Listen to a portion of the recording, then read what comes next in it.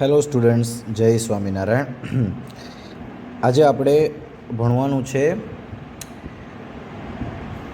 ગુરુત્વાકર્ષણ બળની જે આપણે વાત કરી હતી, બરાબર છે. તો ગુરુત્વાકર્ષણ બળ છે એ અલગ અલગ અવસ્થા માટે આપણે જવાબદાર છે. જે ઘણી બધી આપણે અવસ્થાઓ જોઈ હતી કે જેની અંદર ગુરુત્વાકર્ષણ બળનો અનુભવ તમને થતો હતો કે કોઈ પણ પદાર્થને ઉપરની દિશામાં, બરાબર છે, ઉપરની દિશામાં એટલે ઉર્ધ્વ દિશામાં કોઈ પણ પદાર્થને તમે ઉપરની દિશામાં ફેંકો, ઉપરની દિશા એટલે શું કહેવાય એને? ઉર્ધ્વ દિશામાં, બરાબર છે. કોઈ પણ પદાર્થને તમે જો ઉપરની દિશામાં ફેંકો છો તો એ પદાર્થ ઉર્ધ્વ દિશામાં જશે, પણ અમુક ઊંચાઈ સુધી આવશે અને અમુક ઊંચાઈ સુધી આવી અને પદાર્થ શું કરશે? અટકી જશે અને પછી ત્યાંથી એ નીચેની તરફ ગતિ કરશે. પછી ત્યારે શું કરશે? નીચેની તરફ પડવા લાગે છે, એટલે કે ગતિ કરે છે, નીચેની તરફ આવી જાય છે. કોઈ પણ વસ્તુ તમે જો ઉદાહરણ તમે લઈ શકો છો કે આપણે ક્રિકેટની એક્ઝામ્પલ લીધી હતી, તો તમે બોલ જ્યારે મારો છો તો તમે બોલ મારો છો એ સીધો ઉપરની તરફ જાય છે? ના, એવું નથી થતું. બોલ જે છે એ અમુક ઊંચાઈ સુધી ઉપર જશે, પછી ધીરે ધીરે પાછો નીચેની તરફ પડશે, બરાબર છે. અને આવું જ જે ન્યૂટન ઝાડ નીચે બેઠા હતા એમની સાથે થયું હતું. એમના ઉપર જે પડ્યું તો એમને વિચાર આવ્યો કે જો આ સફરજન છે એ બધી દિશામાં જઈ શકતું હતું, પણ મારા ઉપર જ શું કામ પડ્યું? બરાબર છે. આ સફરજન છે એ બધી દિશામાં જઈ શકતું હતું, પણ મારા ઉપર જ શું કામ પડ્યું? પછી એમના ઉપરથી એમને વિચાર આવ્યા અને એ વિચાર ઉપરથી ગુરુત્વાકર્ષણનો જન્મ થયો. ગુરુત્વાકર્ષણ બળ જે છે આપણે ત્યારમાં ભણવાનું છે, એનો જન્મ થયો, બરાબર છે. આપણે પૃથ્વી છે અને એવું બી વિચાર આવે ને આપને, એમણે એવું વિચાર્યું હતું કે જો પૃથ્વી છે, બરાબર છે, અહીંયા આપણી પાસે પૃથ્વી પણ છે અને આપણી પાસે ચંદ્ર પણ છે, આજુબાજુમાં જ છે. તો આ સફરજન છે એ પૃથ્વી તરફ જ શું કામ આકર્ષાણું? ચંદ્ર તરફ શું કામ નહીં? શું ચંદ્ર પાસે ગુરુત્વાકર્ષણ નહીં હોય? ચંદ્રની ઉપર ગુરુત્વાકર્ષણ બળ નહીં હોય, બરાબર? તો એ ગમે તેને આકર્ષી શકતું હતું ને. ચંદ્ર તરફ બી જઈ શકતું હતું અને પૃથ્વી તરફ બી જઈ શકતું હતું, પણ આવ્યું પૃથ્વી તરફ, ચંદ્ર ઉપર ના ગયું. તો એનું કારણ શું? બરાબર છે. અને આ બંને પરિસ્થિતિમાં છે કે એક બાજુમાં આકર્ષણ થાય છે અને બીજી બાજુ આકર્ષણ નથી થતું, તો આમાં એક જ બળ લાગે છે, બરાબર. આ બધી અવસ્થાઓ માટે કેવું છે તો કે એક જ પ્રકારનું. ખ્યાલ આવ્યો? ચંદ્રમાં કોઈ પણ આપણે એક જ પ્રકારનું બળ લાગે છે કે જ્યારે સફરજન છે ચંદ્ર પર નથી જતું અને પૃથ્વી પર આવે છે, તો આ બધા માટે એક જ પ્રકારનું બળ જવાબદાર, બરાબર. અને જો એમાં એક તર્ક આપેલો હતો એમણે કે પોતાની કક્ષાના દરેક બિંદુ પાસે ચંદ્રમાં કોઈ સુરેખ પથ પર ગતિ કરવાને બદલે પૃથ્વી તરફ પડતો રહે છે, એટલે કે પૃથ્વી દ્વારા ચોક્કસપણે આકર્ષિત થાય છે, પરંતુ વાસ્તવમાં આપણે ચંદ્રમાને પૃથ્વી પર પડતો જોતા નથી. હવે એને સમજવું હોય આપણે સમજી શકીએ. જો સમજીએ અહીંયા કે આપણી પાસે આ સૂર્ય છે, બરાબર છે. હવે આ સૂર્ય જે છે, સોરી, આપણે પૃથ્વીની વાત કરતા હતા ને, સોરી, આ આપણી પૃથ્વી છે, બરાબર છે. આ ચંદ્ર છે, અહીંથી અહીંયા સુધી, અહીંથી અહીંયા સુધી, અહીંથી આગળ, અહીંથી વધારે આગળ, અહીંથી વધારે આગળ, એ રીતના એ ગતિ કરે છે, બરાબર છે. પણ જો તમે ધ્યાનથી જુઓ તો તમને એવું હશે કે જો આપણે જ્યારે ગતિ કરતા હોઈએ ને ત્યારે આપણી દિશા છે ને દર વખતે બદલાય. જો અહીંયા હોય ત્યારે આ દિશા થશે, અહીંયા આવશે તો આ દિશામાં આપણે આગળ વધતા હશું, અહીંયા આ દિશામાં હશે, અહીંયા આ દિશા હશે, અહીંયા આગળની દિશા હશે. એટલે હરેક ક્ષણે હરેક જગ્યા પર આપણી દિશા બદલાય છે. હવે માની લો કે તમે અહીંથી જો તમે આમ જાઓ છો, બરાબર છે, પણ તમારી દિશા બદલાય છે એટલે તમે વળાંક વળો છો, રાઈટ. તમારી દિશા બદલાય છે એટલે તમે સર્ક્યુલર પાથ ઉપર, એટલે કે રાઉન્ડ પાથ ઉપર ગોળ ફરી શકો છો, બરાબર છે. એટલે હરેક સ્થળે જ્યારે અહીંયા હશે ચંદ્રમાં ત્યારે એની દિશા હશે, અહીંયા હશે તો એની દિશા હશે. એટલે દરેક સ્થળે એમની દિશા શું થાય છે? બદલાઈ જાય છે. દરેક સ્થળે એની દિશા બદલાઈ જાય છે. એટલે કે ચંદ્રની દરેક સ્થળે ચંદ્રની દિશા શું કરે છે? આપણે બદલાય છે. પણ દરેક વખતે એ પૃથ્વી ઉપર શું હશે? પડતો હશે. પૃથ્વી ઉપર શું હશે? પડતો હશે. પણ એની ગતિના આધારે એ આપણે એને પડતો ના જોઈ શકીએ ને એ ફર્યા રાખે છે, બરાબર છે. એની ગતિ કરે છે એટલે આપણે ખબર નથી પડતી કે એ પડે છે. એટલે શું કરે છે? ગોળ ફરતો રહે છે, બરાબર છે. બાકી દરેક ક્ષણે પૃથ્વી એને આકર્ષિત હોય જ છે, બરાબર છે. દરેક ક્ષણે પૃથ્વી એને આકર્ષતી જ હોય છે, આકર્ષણ બળ લાગે જ છે, પણ એ પૃથ્વી પર આપણે પડતો ના દેખાય, બરાબર. આકર્ષિત તો થાય જ છે દર વખતે, બરાબર છે. માની લો કે અહીંયા છે તો અહીંયા આવવાને બદલે પછી આ બાજુ જતો રહે, પછી ત્યાંથી અહીંયા આવવાને બદલે આ બાજુ જતો રહે, ત્યાંથી આવવા, મતલબ એ પડતો નથી, પૃથ્વી પર આવતો નથી, પણ એ પૃથ્વી તરફ આકર્ષાય તો છે જ, બરાબર છે. આ એમનો તર્ક હતો. આ કોનો તર્ક હતો? ન્યૂટનનો તર્ક હતો. હવે બીજું એક વસ્તુ તમને કીધું છે, આ વસ્તુને સમજવા માટે તમારી પાસે એક પ્રવૃત્તિ કરાવીએ છીએ. કઈ પ્રવૃત્તિ કરાવવાની છે? તો કે આગળ જોઈએ આપણે કઈ પ્રવૃત્તિ છે. તો જો તમારી પાસે માની લો કે આપણી પાસે શું છે, એક દોરી લેવાની છે. શું લેવાની છે? દોરી લેવાની છે. દોરી ઉપર કોઈ પથ્થર બાંધવાનો છે. શું કરવાનું છે? પથ્થર બાંધવાનો છે. પછી તમારે અહીંથી તમારા હાથ પકડી અને તમારે આ પથ્થરને કોઈ પણ એક દિશામાં આમ ઘુમાવો અથવા તો આમ ઘુમાવો. ચાલો આપણે આમ ઘુમાવીએ, બરાબર છે. પથ્થરને તમારે શું કરવાનું છે? ઘુમાવવાનો છે, બરાબર છે. આ દિશામાં આપણે પથ્થરને ઘુમાવીએ છીએ. જો પથ્થરને તમે એની દિશામાં ઘુમાવશો, બરાબર છે. આવી રીતના આપણે ફેરવતા હોઈએ ને, ઘણી વખત આપણે ફેરવતા હોઈએ, બરાબર છે. ચાવી હોય છે તો ચાવીને ફેરવતા હોઈએ છીએ, બરાબર છે. તો ગમે તે વસ્તુ આપણા હાથમાં હોય તો આપણે એને ફેરવીએ એટલે સેમ આ વસ્તુ રીતના જ ફરે છે. હવે આ દોરીનું અંતર એટલું છે એટલે આનાથી આગળ તો નહીં જઈ શકે. એટલે દોરી આપણી માટે શું છે? તો કે લાગતું બળ છે. શું છે? લાગતું બળ. દોરી જ્યાં સુધી છે ત્યાં સુધી એ પથ્થર ફરશે. હવે માની લો કે તમે પથ્થરની દિશા બી જોઈ શકો. પહેલાં આવી રીતના આમ હશે, પછી અહીંયા આવશે ત્યારે એની આ બાજુ થઈ જશે, અહીંયા આવશે ત્યારે આ બાજુ થઈ જશે, અહીંયા આવશે ત્યારે આ બાજુ, અહીંયા આવશે ત્યારે આ બાજુ, બરાબર છે. દર વખતે એની દિશા શું થાય છે? બદલાય છે. દર વખતે પથ્થરની દિશા બદલાય છે. ખ્યાલ આવી ગયો? જેટલું ફરશે એટલે દર ક્ષણે, દર સ્થિતિમાં એની દિશા બદલાય છે. પણ હવે તમારે શું કરવાનું છે? અને આ ઝડપ કેટલી હશે? અચળ ઝડપ હશે. કેટલી હશે? અચળ ઝડપ, રાઈટ. તો આપણે એવું લખી શકીએ કે પથ્થર દ્વારા અચળ ઝડપે વર્તુળાકાર પથ પર થતી ગતિ, બરાબર છે. વર્તુળાકાર પથ પર થતી ગતિ એટલે પથ્થર છે અચળ ઝડપે જ ગતિ કરે છે. એની ગતિ બદલાવાની નથી કે આ જગ્યાએ વધારે થશે, આ જગ્યાએ ઓછી થશે. એ અચળ જ રહેવાની છે, બરાબર છે. અહીંયા ગતિ આને ભૂલી જાઓ, ચાલો, બરાબર છે. હવે આ અચળ વસ્તુ ઉપર તે ગતિ કરે છે અચળ ઝડપે, બરાબર છે. ઝડપ એની અચળ રાખે છે અને ગતિ કરે છે.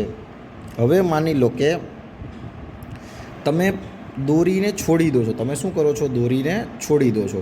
હવે જેવી દોરીને છોડી દેશો, માની લો કે અહીંયાથી તમે દોરી છોડશો, બરાબર છે. આ જગ્યાએ તમે દોરી છોડશો એટલે દોરી છોડ્યા બાદ તમારો પથ્થર આ દિશામાં ગતિ કરશે. તમારો પથ્થર છે આ દિશામાં ગતિ કરશે. અહીંયા આમ ફેરવો છો, પથ્થર અહીંયાથી ફરીને અહીંયા આવશે, બરાબર છે. જેવો અહીંયા આવશે એટલે આ દિશા તરફ ગતિ કરશે, બરાબર છે. એ દિશામાં ગતિ કરે છે, બરાબર છે. પણ જો દોરીને છોડ્યા પહેલાં કેવી ગતિ હતી? વર્તુળાકાર પથ પર ગતિ કરતો હતો, વર્તુળાકાર માર્ગે ગતિ કરે છે, રાઈટ. અને દરેક બિંદુ પાસેની દિશા બદલાય છે. અને દરેક બિંદુ પાસે આ જેવું કીધું એવી રીતના પથ્થરની દિશા બદલાય છે. દરેક બિંદુ પાસેની પથ્થરની દિશા બદલાય છે, બરાબર છે. હવે દિશામાં થતા ફેરફારના વેગનો ફેરફાર, રાઈટ, અથવા તો પ્રવેગ સંકળાયેલ છે. હવે દિશામાં જે આ ફેરફાર થાય છે, દર વખતે દિશા બદલાય છે. આપણે જેમ વાત કર્યા હતા કે એમાં વેગ, રાઈટ, ફેરફારમાં શું વેગનો ફેરફાર અથવા તો પ્રવેગ સંકળાયેલ છે, રાઈટ. વેગમાં થતો ફેરફાર અથવા તો પ્રવેગ સંકળાયેલ છે, રાઈટ. જે બળને લીધે આ પ્રવેગ ઉત્પન્ન થાય છે, બરાબર છે, આને ગતિશીલ રાખે છે, રાઈટ. જે પદાર્થને વર્તુળાકાર પથે એ કેવું થાય છે, તો કઈ બાજુ લાગે છે, તો કે આ બાજુ લાગે છે. કેન્દ્રગામી બળ કેન્દ્ર તરફ લાગે છે, બરાબર છે. જે આ બધા પદાર્થને જે રાખે છે તો એનું બળ ક્યાં લાગે છે, કેન્દ્રગામી એટલે કે કેન્દ્ર તરફ. બરાબર છે. તો આપણે આગળ લખી શકીએ કે બરાબર છે. શું લખવાનું છે તમે ધ્યાનથી જોજો કે દિશા તો બદલાય છે, દિશામાં થતા ફેરફાર, પહેલી વસ્તુ દિશામાં થતા ફેરફારમાં વેગનો ફેરફાર અથવા વેગમાં થતો ફેરફાર એટલે પ્રવેગ સંકળાયેલ છે. જે બળને લીધે આ પ્રવેગ ઉદ્ભવે છે તથા જે પદાર્થને વર્તુળાકાર પથ પર ગતિશીલ રાખે છે તે બળ કેન્દ્ર તરફ લાગે છે. આ બળને કેન્દ્રગામી બળ કહે છે. હવે કેન્દ્રગામી બળ એટલે શું, તો કે કેન્દ્ર તરફ લાગતું બળ. કેન્દ્ર તરફ લાગતું બળ. કેન્દ્રગામી બળ એટલે શું, તો કે કેન્દ્ર તરફ લાગતું બળ. બરાબર છે, ખ્યાલ આવી ગયો.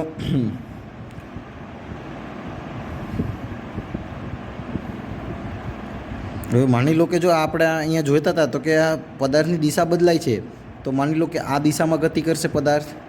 એવી જ રીતના અહીંયા જોઈએ તો આ દિશામાં ગતિ કરશે, આ બાજુ જોઈએ તો આ દિશામાં ગતિ કરશે, બરાબર છે. એટલે પદાર્થ જે જગ્યાએ અહીંયા સ્પર્શીને ગતિ કરશે, સર્કલને શું કરશે, અહીંયા અડકશે અને એક જ બિંદુમાં અડકે છે, બરાબર છે. માની લો કે પદાર્થ અહીંયા છે તો આ સર્કલને આની પદાર્થની જે ગતિની દિશા છે એ કેવી હશે, તો એક જ બિંદુમાં સર્કલને અડકશે, એક જ બિંદુમાં વર્તુળને અડકશે. એટલે એ કેવી થઈ ગઈ, વર્તુળની સ્પર્શર રેખા, રાઈટ. હવે જો આ વસ્તુ આપણે જોઈએ તો કે કેન્દ્રગામી બળને લીધે આ પદાર્થ વર્તુળાકાર ગતિ કરે છે, પણ જો ના હોય તો પદાર્થ કેવી ગતિ કરે, સુરેખ ગતિ કરે. કેવી કરે, સુરેખ ગતિ કરે છે. અને સુરેખ ગતિ કઈ રીતના, તો કે આ જે સ્પર્શક છે એ સ્પર્શકની દિશામાં ગતિ કરે છે, બરાબર છે. એટલે ચંદ્રમાં છે એની પૃથ્વીની આસપાસ ગતિ કેન્દ્રગામી બળને કારણે છે. આ વસ્તુ ખ્યાલ રાખવાની, યાદ રાખવાની છે, બરાબર છે. આ કેન્દ્રગામી બળ પૃથ્વીના આકર્ષણ બળ દ્વારા પૂરું પાડે છે.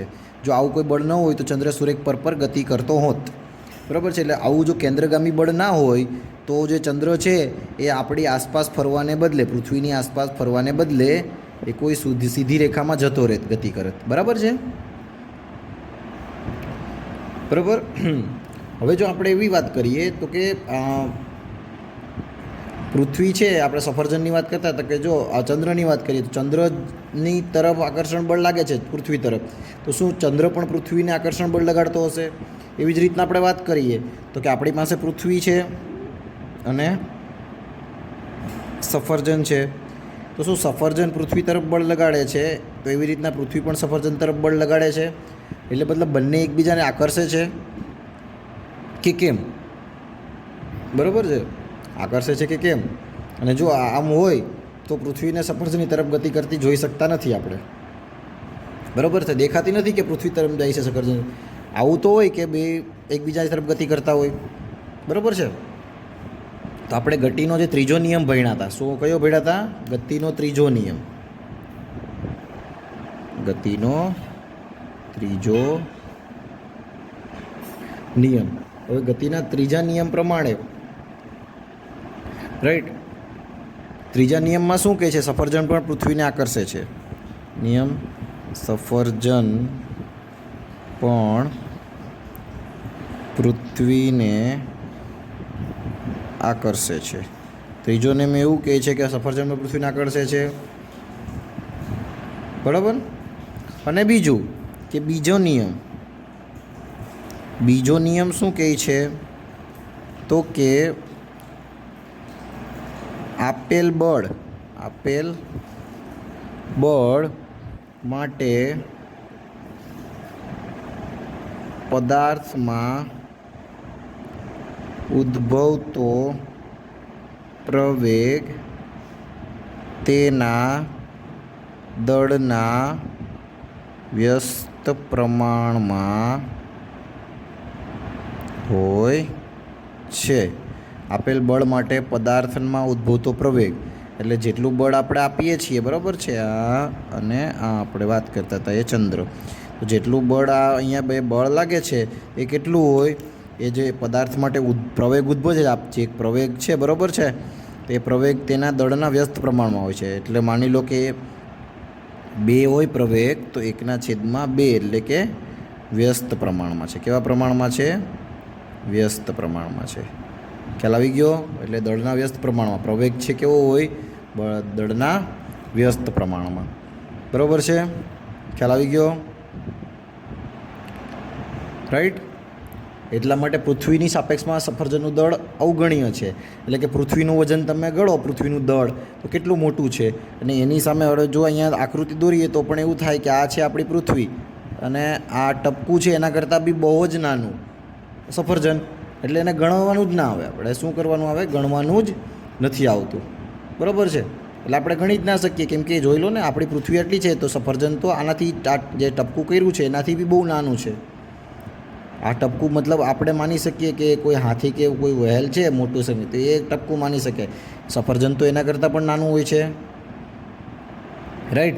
એટલા માટે આપણે સફરજન તરફ પૃથ્વી જે ગતિ કરે ને એને જોઈ નથી શકતા, બરાબર છે. અને સફરજન નાનું છે ને આ બહુ મોટું છે, એટલા માટે આની ગતિ જોઈ શકાય છે, પણ આની ગતિ જોઈ શકાતી નથી, બરાબર છે. એટલે આ જ માટે આપણે એ બી જોઈ શકીએ કે પૃથ્વી છે એ ચંદ્ર છે એ પૃથ્વી તરફ ગતિ કરતો,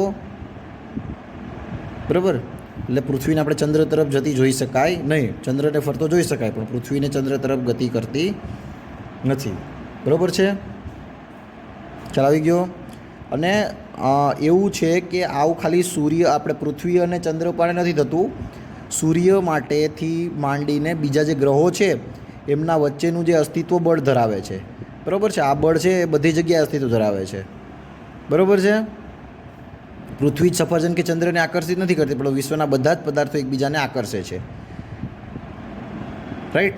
બધા એકબીજાના પદાર્થો છે એકબીજાને આકર્ષતા હોય છે, અને પદાર્થોના આ આકર્ષણ બળને, બરાબર છે, પદાર્થોના